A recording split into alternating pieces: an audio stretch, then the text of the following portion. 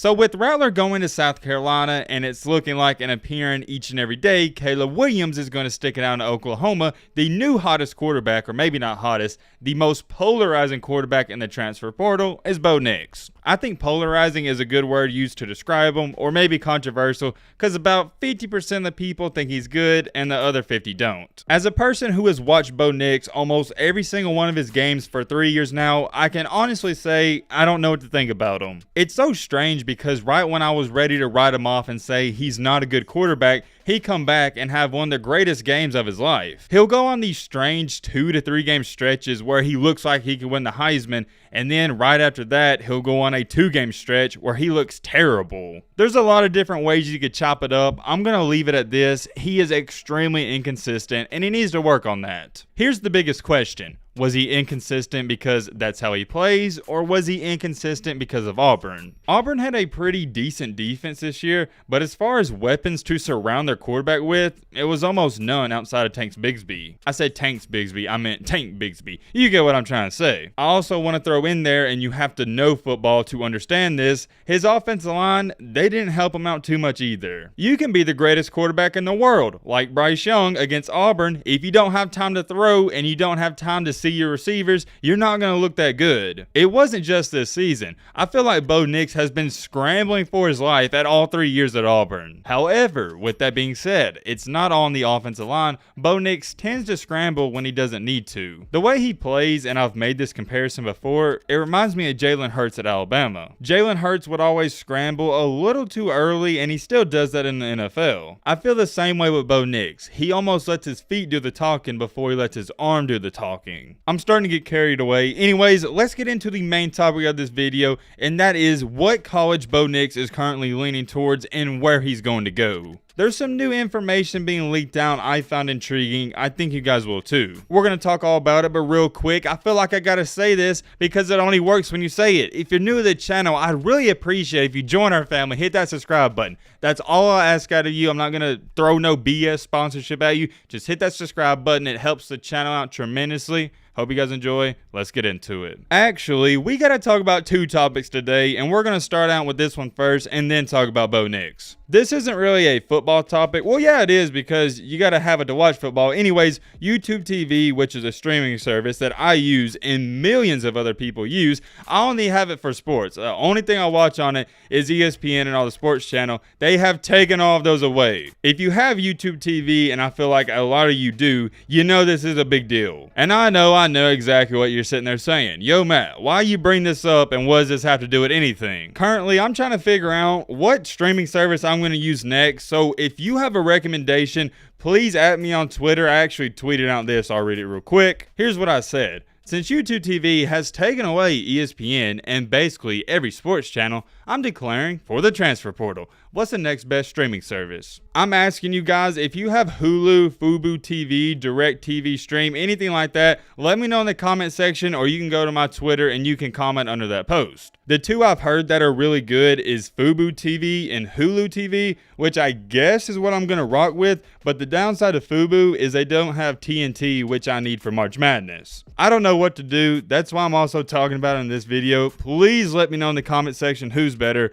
Hulu or Fubo. I didn't even know a ton of people use YouTube TV. It's trending right now on Twitter and it's a hot topic. Let me know your thoughts on this down below. Let's get back on topic with the football stuff, and we got to talk about Bo Nix and where he's going. From everything I've seen, and I've been watching it real close, the front runner right now, it's not even close, is Ole Miss, and behind them is UCF. UCF, you may be wondering, why in the crap would he go there? Because Gus Malzahn's the head coach, and he has a good relationship with him. The rumors have heated up so much, there was actually an interview where somebody asked him what he thought about Ole Miss and Lane Kiffin, and here's what Bo Nix had to say. I haven't spoken on the phone with Coach Kiffin, but I have texted him. They're in the middle of Sugar Bowl practice, so he's pretty busy himself. He's obviously trying on his end, but he's trying to win a game 2 and give Matt Corral his best chance to finish out his season, and those guys, they're trying to get 11 wins themselves. He said a lot more in that interview, but that was the main point. Another thing that's being leaked out is that Bo Nix, not only does he want to go there, but the Ole Miss coaching staff, they also want him really bad. Taking a look right here, things change quick with recruiting, but Ole Miss wants him. and it's seeming like he wants them as well. Like I said, this has been confirmed by multiple Ole Miss sources. Out of every college in the country, I think Ole Miss is the best fit for Bo Nix just because of the head coach, Lane Kiffin. He's going to help his game out tremendously. Look what he did with Matt Corral. He had him scrambling left and right, and he was a great passer. I think he's going to make Bo Nix not a Heisman contender, but he's going to make him live up to his full potential. He's going to design good run plays for him, easy and short passes, get the ball out of his hands. I think it'd be an excellent fit. If I was a quarterback, either A, in the transfer portal, or B, coming out of high school, if I could play for one head coach, it'd be Lane Kiffin. Or not a head coach, one offensive coordinator. It'd be Lane Kiffin. He's so good at quarterbacks. He's always going to get the best out of them and always mostly make them look good. I also happened to stumble across this stat I thought was unreal. Look what Bo Nix has done against Ole Miss in his 3 career games. He's 75 for 107, a 70% completion rate, has over 800 passing yards, 6 touchdowns, and a 3-0 record. So right there, you can kind of see why Lane Kiffin wants him. Every time he plays them, he plays good. I also feel like the running back core, wide receiver room, the offensive linemen, the offense in general as a unit, it's far better than Auburn's. As an SEC fan, am I scared of Bo Nix? No, absolutely not. Here's what I am scared of. Lane Kiffin, what a mobile quarterback. I got a serious question for you guys. Would you fear Bo Nix more if he played under Bryan Harsin or Lane Kiffin? That's what I thought. Lane Kiffin is the obvious answer. Like I said earlier in this video, I don't even know what to make of Bo Nix, but if he plays for Lane Kiffin, they could be a dangerous team. I'm not saying they're going to win the national championship or even be a consistent team, but they could shock some people. I also believe he's going to be more inclined to go to Ole Miss because he's going to get to play Auburn and get revenge on all the fans that badmouth him. The Auburn fan base was extremely critical of him. Some of it, yeah, I understand, but not a lot of it. What better villain story to go to an SEC West rival school and come back and beat the fans that booed you? I want to see him go to Ole Miss because I think it's the best fit for him and it'd make for an entertaining season. You'll have Bo Nix at Ole Miss and Spencer Rattler at South Carolina. Oh yeah, I almost forgot to mention. TJ Finley responded about Bo Nix's departure. Here's what he said. I was kind of surprised. Bo is the type of guy to stick things out. Bo is a hard worker and a great leader. That decision had to be tough for him. He's doing what he has to do to be the man God wants him to be. I applaud him for that. Nothing too crazy, a mature response. You know TJ Finley, he's happy because now he's going to be the starter unless something crazy happens. Although it's not confirmed 100% he's going to Ole Miss,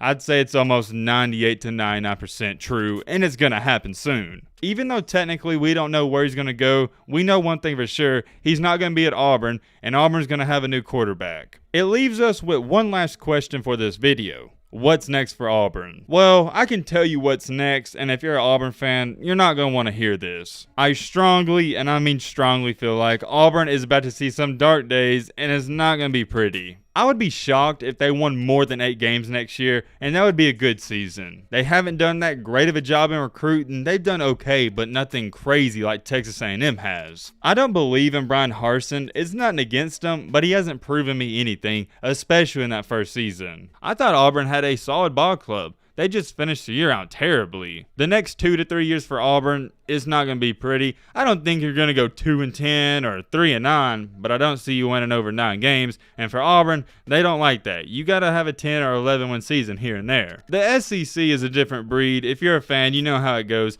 If a head coach doesn't win 10 or 11 games within his first 4 years, he's out of there, and the fans are calling for his head. Look what happened with Ed Orgeron. Only a couple of years after winning the national title and going undefeated, he got fired. It goes to show you, you gotta win, and if you don't win, you're gonna be gone. That's really all I gotta say. Let me know your thoughts down below in the comment section, but with all that being said, that's gonna wrap it this video. Hope you guys enjoyed, hope you guys learned something. If you're new to the channel, what are you doing? Join the family, hit that subscribe button, and leave a like for more. And as always, let's be great. I'm out. Peace.